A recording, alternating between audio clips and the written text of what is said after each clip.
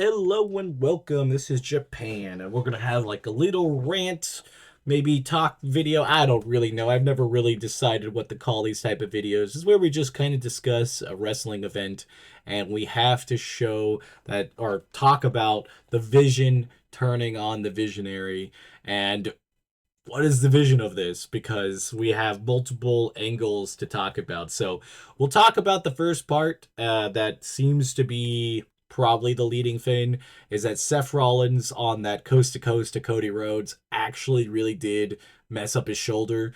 Didn't seem, from what most people say, it's like a long injury, but enough that they need to sideline him for a decent amount of time. And this was their best, thing that they had under their things is basically blow up this group early to be able to just, I guess, get them down the line and figure it out. I don't really even know necessarily. A lot of people think that's like the Vision turning face. I don't agree with that.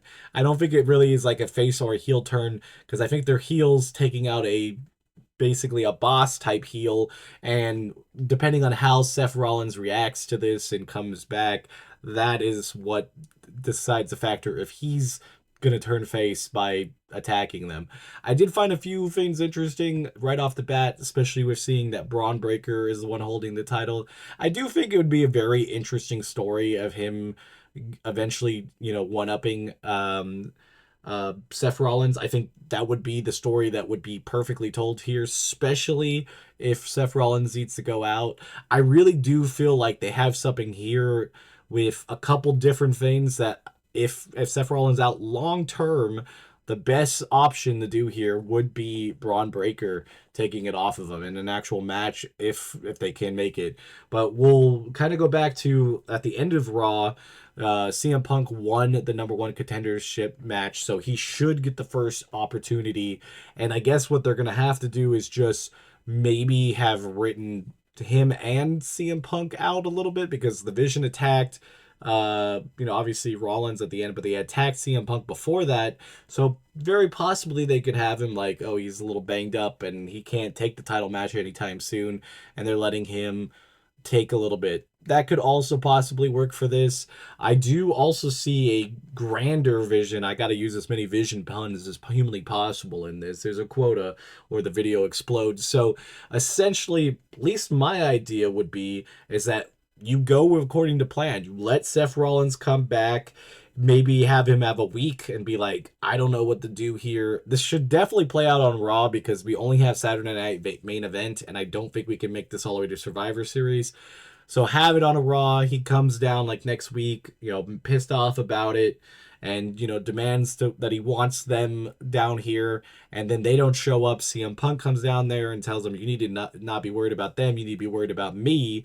And they set up their match for next week, and they go have the match, and at some point either the ref takes a bump or something happens, the Vision comes down and they take Rollins out and they roll him into the ring and just feed him to CM Punk, and CM Punk pins him and takes the title off of him because that is the only thing that you could do to Seth Rollins that'd be worse than him losing the title, is him getting turned on and then losing the title to CM Punk.